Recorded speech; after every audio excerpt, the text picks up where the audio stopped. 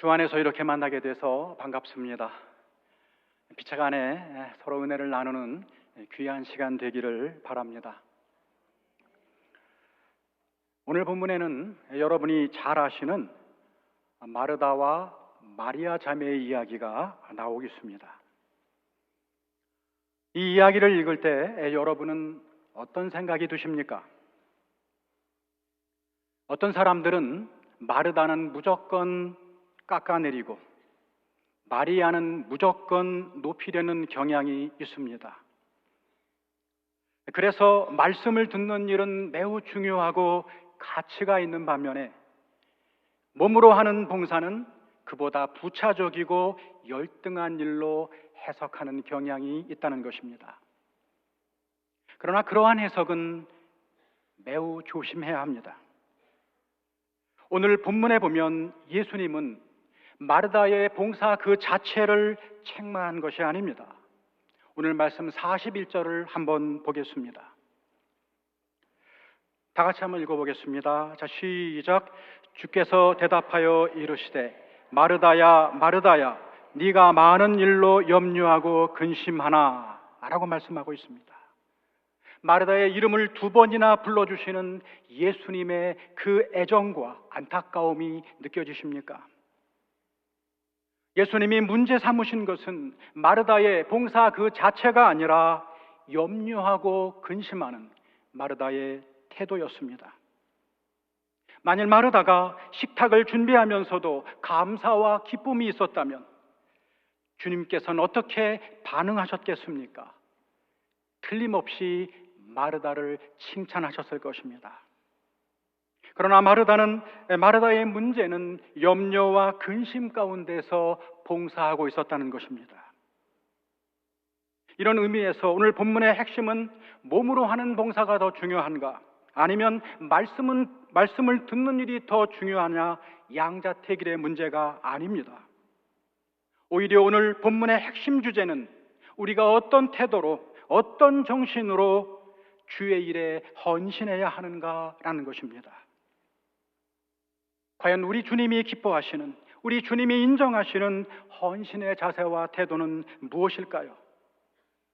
그래서 특히 오늘은 여전도의 헌신 예배를 맞이해서 교회의 직분자가 어떤 자세, 어떤 영성으로 헌신해야 하는지를 오늘 본문을 통해서 묵상해 보고자 하는 것입니다.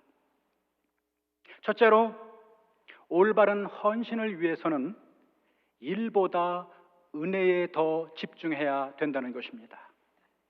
일보다 은혜에 더 집중하는 것입니다. 오늘 본문에 보면 마르다는 일을 많이 하는 것이 주님을 기쁘시게 할 것으로 생각했던 것 같습니다. 그래서 꽤 많은 일을 벌였습니다. 그날도 주님이 오신다는 소식을 듣고 제일 먼저 영접한 사람이 마르다였습니다. 오늘 본문 38절을 다시 한번 보십시오. 제가 읽어드립니다. 그들이 길 갈 때에 예수께서 한 마을에 들어가시매 마르다라 이름하는 한 여자가 자기 집으로 영접하니라. 예수님을 자기 집으로 영접한 이도 마르다였고 예수님을 위해 만찬을 주도적으로 준비하는 이도 마르다였습니다. 왜 그렇습니까? 당연히 주님을 기쁘시게 해드리기 위함이었겠죠. 주님의 그 큰 사랑과 은혜에 조금이라도 보답하기 위함이었습니다. 그런데 그 결과는 어떻습니까? 마르다는 그 일을 통해 주님을 기쁘시게 해드렸나요? 아니면 그 일을 통해 자기 자신이 기뻐할 수 있었나요? 아닙니다. 오히려 기대와는 달리 마르다는 예수님을 기쁘시게 해드리지 못했을 뿐더러 분주함 속에서 자기 자신도 염려와 근심에 빠져 있었던 것입니다. 왜 그랬을까요? 한마디로 은혜보다 일에 더 집중했기 때문입니다. 그래서 마르다는 자신의 존재 자체가 주님 앞에서 어떤 일보다 더 소중하다는 사실을 잊게 된 것입니다. 우리 사람은 하나님을 진정으로 만날 때 비로소 자신의 참된 가치와 소중함을 깨닫게 됩니다. 예수 그리스도를 인격적으로 만날 때 비로소 사람은 하나님이 자신을 얼마나 사랑하시는지를 알게 되는 것입니다. 그래서 사도 바울은 로마서 5장 8절에서 이렇게 말하고 있습니다. 중요한 말씀이니까 우리가 한 목소리로 봉독하겠습니다. 자, 시작.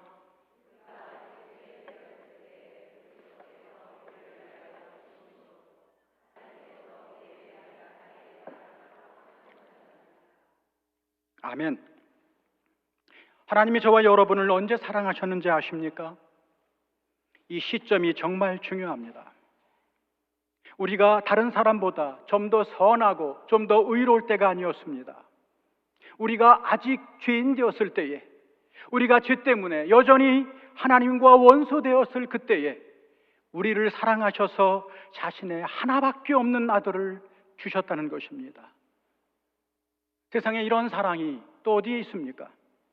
한마디로 대책 없는 사랑이요, 한계가 없는 사랑이다, 그렇게 말할 수 있습니다. 사랑은 사랑받는 자를 존귀하게 하는 특성이 있습니다. 부모가 자녀를 사랑하는 이유는 그 자녀가 세상에서 가장 똑똑하고 가장 잘났기 때문이 아닙니다. 그저 사랑하기 때문입니다. 그저 사랑하기 때문에 억만금을 준다 해도 자식과 바꿀 수 없는 것이 부모의 마음입니다. 하물며 천지를 지으신 창조주 하나님이 저와 여러분을 사랑하신다면 그 자체로 우리는 얼마나 존귀하고 소중한 존재인지 상상해 보십시오. 그래서 위대한 신학자 성 어거스틴은 성경을 묵상하다가 이렇게 소리쳤다고 합니다. 참 이상하다. 하나님은 이 세상에 마치 나 혼자 존재했을지라도 나를 위해서 하나밖에 없는 아들을 주실 만큼 나를 사랑하신다. 사랑하는 성도 여러분, 이러한 하나님의 사랑이 실패할 수 있겠습니까? 이러한 하나님의 사랑이 포기될 수 있겠습니까? 로마서 8장 32절에 바울의 말씀을 한번 들어보십시오. 제가 읽어드립니다. 자기 아들을 아끼지 아니하시고 우리 모든 사람을 위하여 내어주신 네가 어찌 그 아들과 함께 모든 것을 우리에게 주시지 않겠느냐. 내가 이 정도밖에 안 된다는 것을 다 아시는 주님, 나의 연약한 모습을 아시고도 내 모습 그대로 받아주신 주님, 그 과분한 하나님의 은혜가 있기에 오늘도 우리가 이렇게 살아가고 있는 것이 아니겠습니까? 이러한 하나님의 사랑과 은혜를 깨닫고 받아들일 때 우리 마음에 생겨나는 열망이 하나 있습니다. 나도 하나님을 기쁘시게 해드리고 싶어. 나도 한번 하나님을 기쁘시게 해드리고 싶어. 내가 받은 이 사랑이 너무나 크고 내가 받은 이 은혜가 너무나 크기에 우리는 감격하여 그 반응으로 헌신과 봉사의 자리로 나아갈 수밖에 없게 되는 것입니다. 다시 말해서 봉사가 먼저가 아니라 은혜가 먼저라는 것입니다. 은혜가 먼저이고 헌신과 봉사는 그 다음이라는 것입니다. 그러나 이러한 순서가 뒤바뀌게 되면 어떻게 될까요? 그 은혜가 사라진 순간부터 우리의 봉사와 섬김은 그저 무미건조한 일이 되어버립니다. 본질은 사라지고 형식과 껍데기만 남는 것이죠. 처음엔 우리가 그 일을 지배했지만 어느 순간에는 그 일이 우리를 지배하게 됩니다. 처음에는 기쁜 마음으로 헌신했지만 어느 순간엔가 불평과 염려가 몰려오고 결국 탈진의 상태로 떨어질 수 있다는 것입니다. 그저 일이기 때문입니다. 그러므로 사랑하는 여전도 여러분, 오늘 헌신을 다짐하는 이 뜻깊은 시간에 우리가 먼저 가장 던져야 할 질문은 이것입니다. 나는 지금 은혜 안에 있는가? 나는 지금 은혜 안에 있는가? 이 내 안에 내 모습 이대로 받아주신 하나님의 은혜가 여전히 살아있는지, 그 은혜가 너무 크고 감격스러워서 나도 주님 사랑해요 라고 하는 첫사랑의 고백이 여전히 살아있는지 먼저 점검해 보셔야 한다는 것입니다. 은혜와 감격이 살아있을 때 비로소 헌신은 그 의미와 목적에 도달할 수 있기 때문입니다. 진정 이 은혜가 살아있는 사람, 은혜의 감격이 살아있는 사람은 사도 바울처럼 이렇게 고백할 수가 있습니다. 고린도전서 15장 9절 10절입니다. 우리 다 함께 읽어보겠습니다. 자, 시작.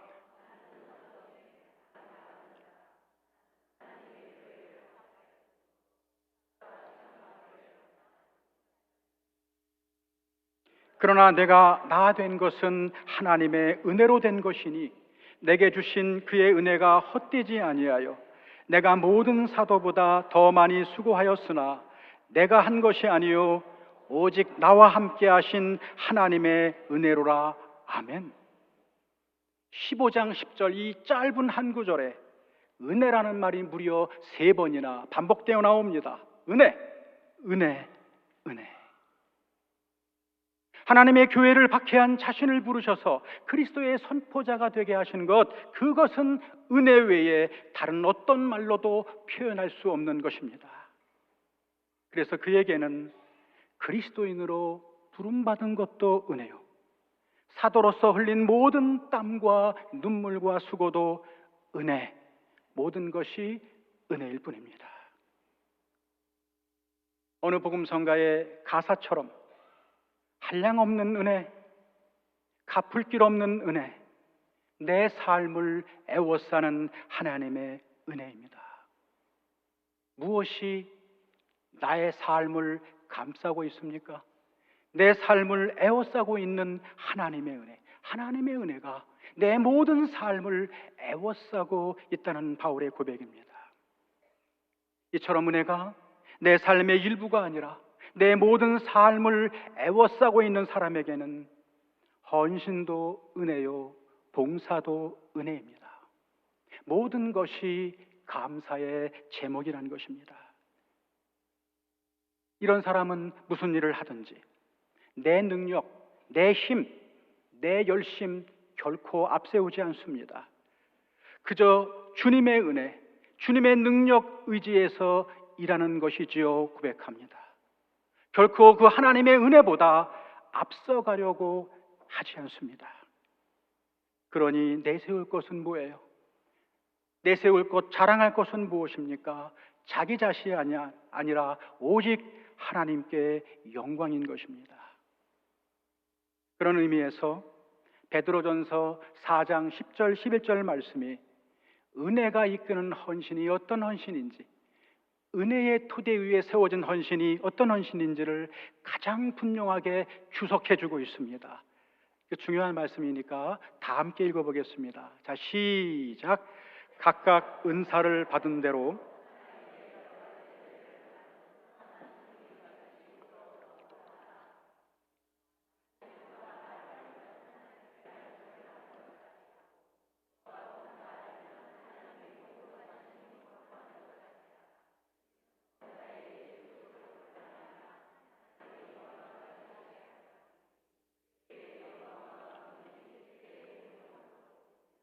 아멘. 더 이상 설명이 필요 없는 말씀.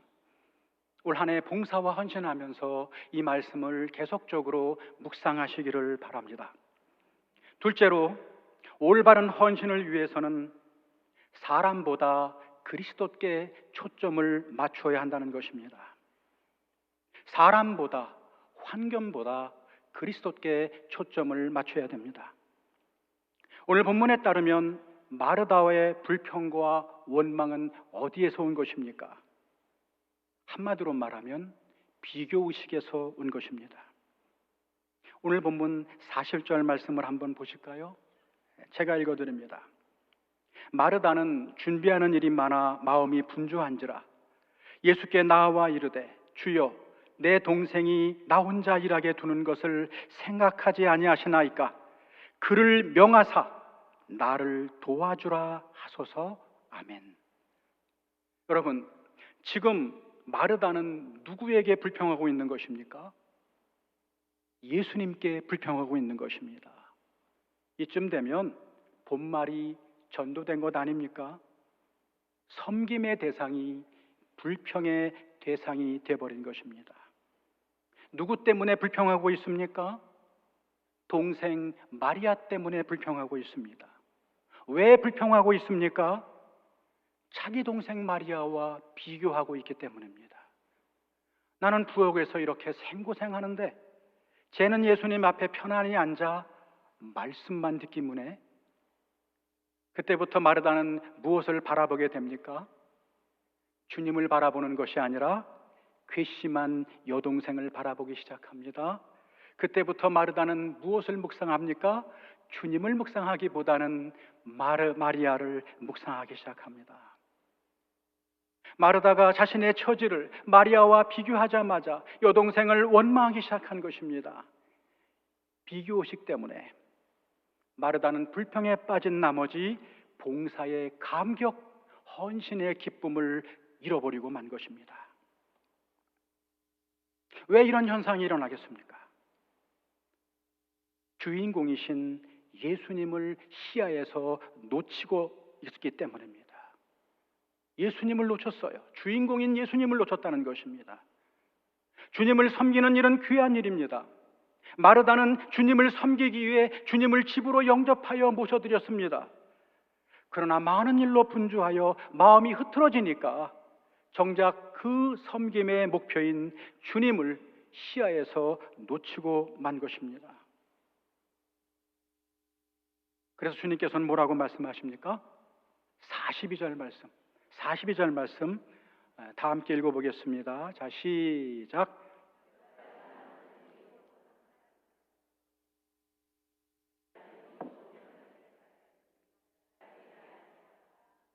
아멘. 자꾸 이렇게 읽으라고 그렇게 해서 죄송합니다. 그러나 하나님의 말씀을 우리가 직접적으로 자꾸 듣고 그래야만 거기서 이제 믿음이 싹트기 때문에 좀 번거롭더라도 하나님의 말씀을 많이 읽는 것도 괜찮습니다. 여러분, 이 말은 어떤 의미가 있을까요? 조금 쉽지 않지만 여러분, 이 말은 반찬 여러 개 만드느라 분주한 것보다는 조금만 해도 충분해, 이런 뜻이 아닙니다. 이 말은 또한 몸으로 봉사하는 일보다 말씀 듣는 일이 더 중요해, 이런 뜻도 아닙니다. 여러분, 이 말의 핵심은 무슨 봉사를 하든 무슨 헌신을 하든 주님께 시선을 집중해야 한다는 것입니다. 주님을 위한 헌신에서 가장 중요하고 본질적인 일은 주님께 시선을 집중하며 일해야 된다는 것입니다. 아무리 우리의 섬김과 봉사가 중요해도 주님께 초점을 맞추지 못하면 환경 보게 돼 있습니다. 주님께 내 시선을 고정하지 않으면 사람이 보이게 되어 있습니다. 환경과 사람을 보게 되면 염려와 참담한 비교의식에 시달리게 된다는 것입니다. 예수님께서 마리아가 이 좋은 편을 택하였다라고 말씀하신 이유는 바로 마리아가 그 중요하고 그 본질적인 일, 즉 주님께 집중하는 그 일을 하고 있었기 때문이라는 것입니다. 그렇다면 만약 마르다가 식탁을 준비하면서도 주님을 계속 바라보고 주님을 묵상했다면 어떤 일이 일어났을까요? 마르다가 만약 주님을 계속 바라봤다면 분명 다른 사람과 비교하기보다 자기에게 맡겨진 사명에, 내게 맡겨진 사명에 더 집중했을 것입니다. 하나님이 내게 주신 사명이 뭐지? 나야 뭐 식탁으로 섬기는 거지. 나는 식탁으로 섬길 때 가장 기뻐. 그래, 그럼 남이야 뭐라든 나야 열심히 식탁으로 섬기면 되지. 비교의식에서 벗어나는 길, 주님께 내 시선을 집중하고 내게 맡겨진 일에 집중하는 것입니다. 성경은 맡은 자에게 구할 것은 충성이라고 말합니다. 여기에서 충성이라는 말은 헬라어, 죄송합니다, 피스토스라는 말로 번역됐습니다. 피스토스는 신실함이란 뜻이에요. 신실함. 이 신실함이라는 말 속에 피스티스, 믿음이라는 말이 함께 동적으로 나온 것입니다. 다시 말하면 맡은 자에게 구할 것은 충성이라는 말은 맡은 자에게는 반드시 필요한 것이 있는데 그게 뭐냐 하면 신실함이라는 것입니다. 그렇다면 누구에게 신실하면 됩니까? 내게 일을 맡기신 주님께만 신실하면 됩니다. 다른 사람 볼 것 없어요. 비교할 필요 없어요. 내게 주신 은혜가 있듯 내게 주신 사명이 있지 않습니까? 그렇다면 크든 작든 남이 알아주든 말든 지금 내게 맡겨진 그 일이 하나님의 사명인 줄 알고 묵묵히 최선을 다하면 되는 것입니다. 내게 사명을 주신 분이 주님이라면 그분만이 나를 최종적으로 평가할 수 있는 유일한 분이에요. 단순하게 말하면 누가 가장 훌륭한 헌신자입니까? 누가 가장 훌륭한 헌신자입니까? 사람이 아니라 주님께 인정받는 헌신자가 가장 훌륭한 헌신자입니다. 그럼 주님 앞에서 주님 바라보며 헌신해야 되지 않겠습니까? 아주 오래전에 읽었지만 잊혀지지 않는 하나의 이야기, 동화일 수도 있겠어요. 이런 이야기가 하나 있습니다. 중세 시대 때에 어떤 광대가 있었습니다. 그가 어느 날 은혜를 제대로 받았어요. 나 같은 광대, 나 같은 것까지도 사랑하시는 예수님의 놀라운 사랑을 체험하고는 가만히 있을 수가 없습니다. 어떻게든 나도 그 예수님을 기쁘게 해드리고 싶은 마음이 있었어요. 예수님께 뭔가 드리기를 원했습니다. 그러나 그는 돈도 없고 드릴 것이 아무것도 없었어요. 그는 몇 날 며칠을 고민했습니다. 어느 날 저녁 교회 제단 앞에서 이상한 일이 벌어집니다. 아무도 없는데 한 광대가 제단복판 예수님의 십자가 앞에서 고개를 하고 있는 거예요. 땀을 뻘뻘 흘리며 제주를 넘고 이리 뒹굴고 저리 뒹굴고 최선을 다해서 고개를 하고 있습니다. 제주를 넘고 있습니다. 뭐가 그리 좋은지 얼굴에 만면의 미소를 띄우고 말이죠. 그때 무슨 일인가 하여 달려나온 신부님은 놀라운 광경을 목격하게 됩니다. 제단 옆에 있는 성모 마리아의 성상에 하나 있었는데 그 성상의 눈에서 감격의 눈물이 흘러내리는 것을 보았기 때문입니다. 그 교회 역사상 처음 있는 기적이라는 것입니다.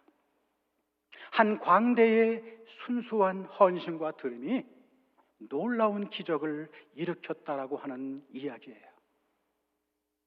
사랑하는 여전도회 여러분, 교회의 모든 헌신과 봉사는 교회나 사람에 대한 봉사가 아니라 교회 안에서 하나님께 드리는 봉사입니다. 그렇기 때문에 하나님께 집중하며 일하면 되는 거예요.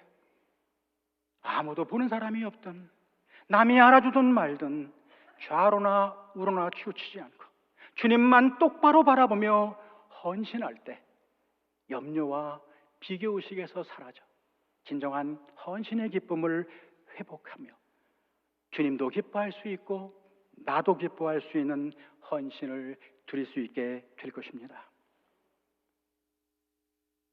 세 번째로 올바른 헌신을 위해서는 말씀이 나와 내 삶을 선점하도록 해야 됩니다. 말씀이 나와 내 삶을 선점하도록 해야 된다는 것입니다. 오늘 본문에 보면 마리아는 마음이 분주해서 염려하고 근심하는 마르다와는 상당히 대조적인 모습을 보이고 있습니다. 우리 39절 말씀 한번 볼까요? 39절 우리 다 함께 읽어보겠습니다. 자, 시작.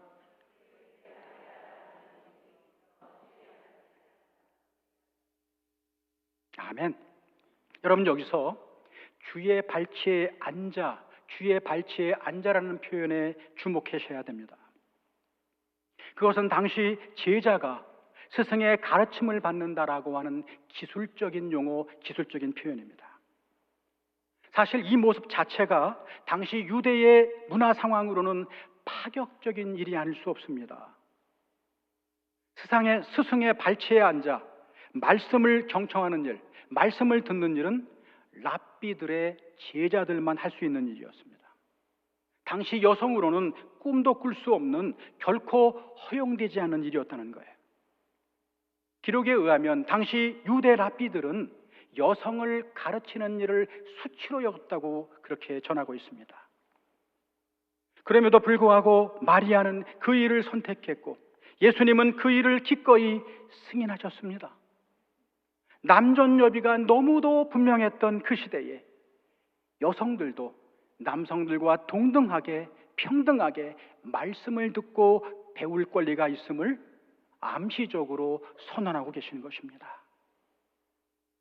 아마도 마리아는 이렇게 생각했을 것입니다. 예수님이 우리 집에 오셨네? 지금 가시면 또 언제 오실지 몰라. 언니한테는 미안하지만 내게는 지금 예수님 말씀 듣는 것이 더 중요해. 그 말씀 속에는 주님의 뜻이 무엇인지, 내가 누구이며 어떻게 살아야 하는지 죄다 들어있기 때문이야.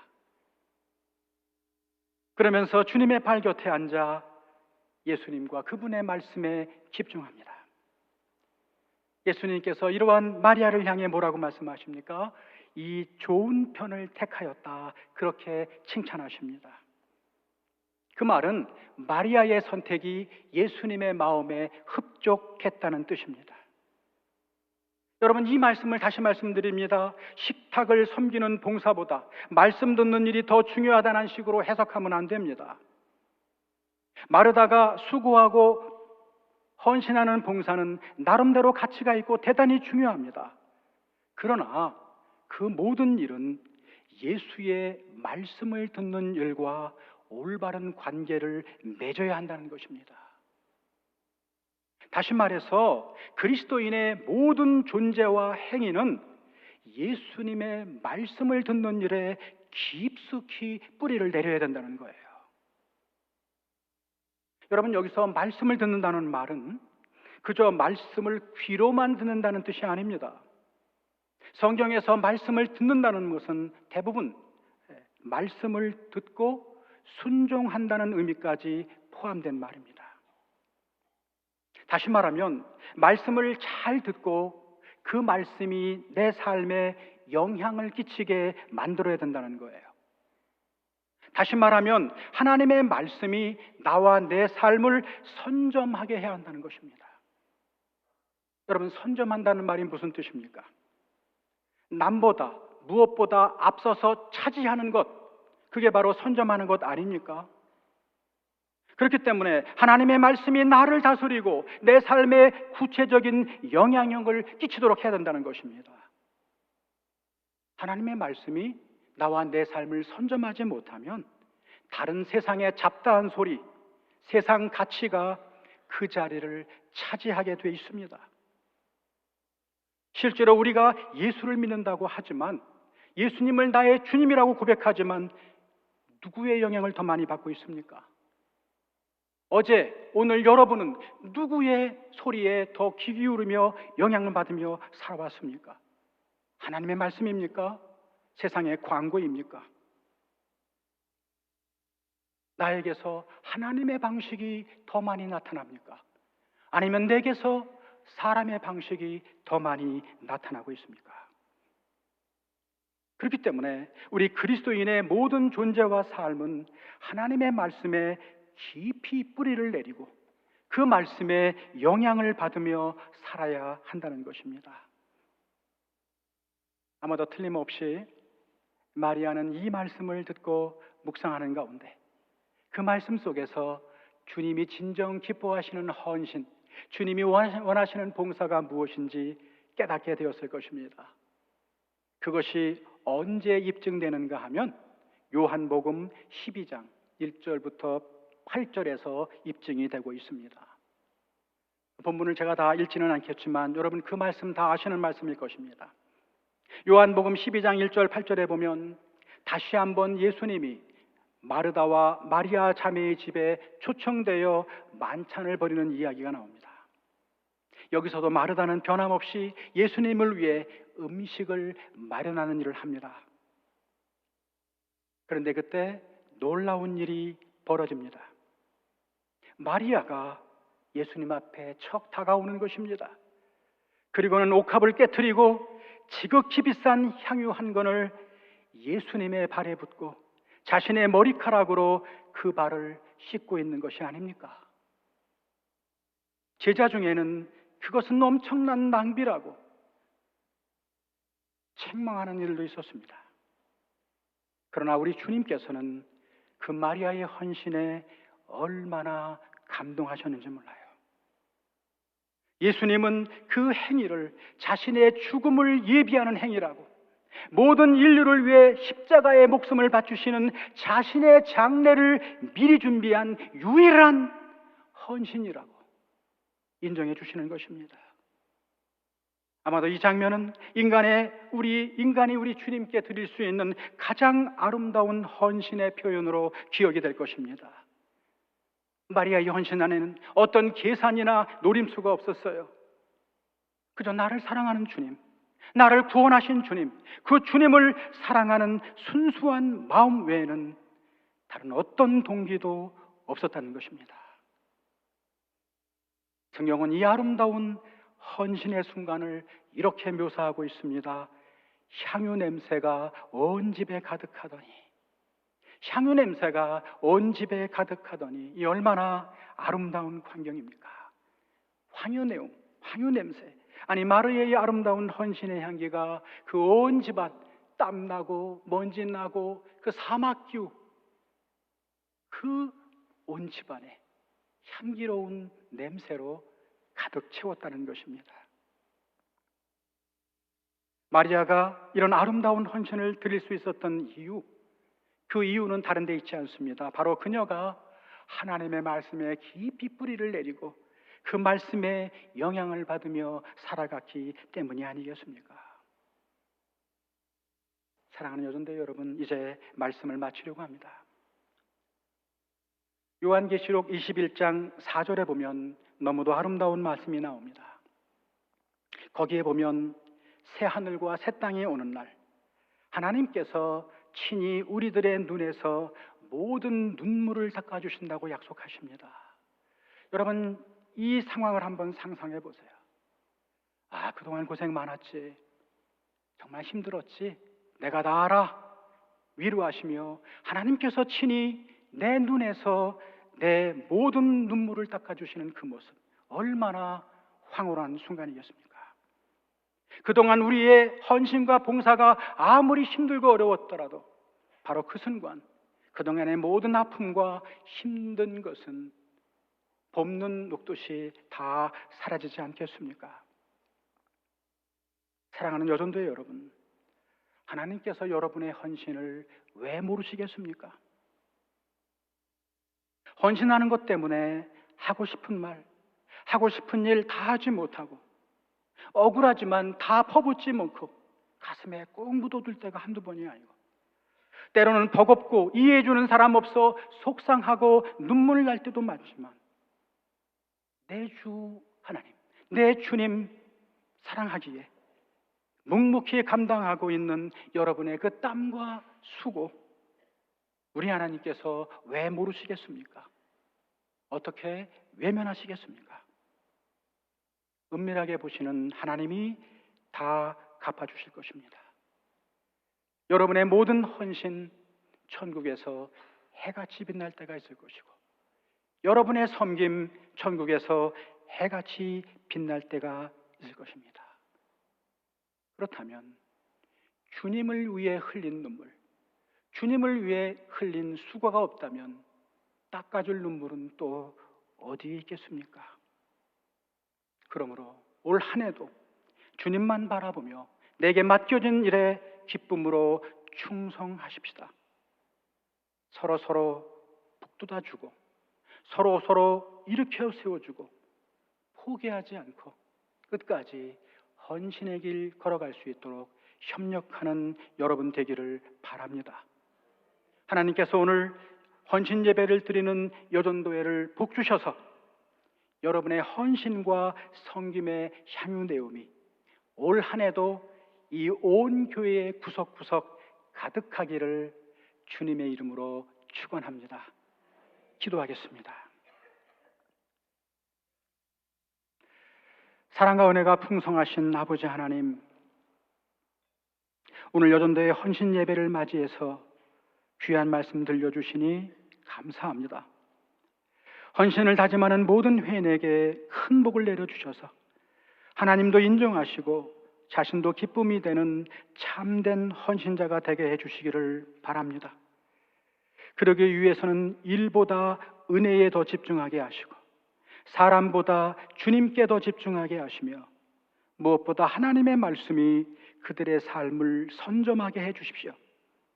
그래서 헌신하는 것 때문에 하나님 더 많이 사랑하게 하시고, 봉사하는 것 때문에 하나님 더 친밀해지게 하시고, 봉사하는 것 때문에 하늘의 신령한 복을 누리게 해 주십시오.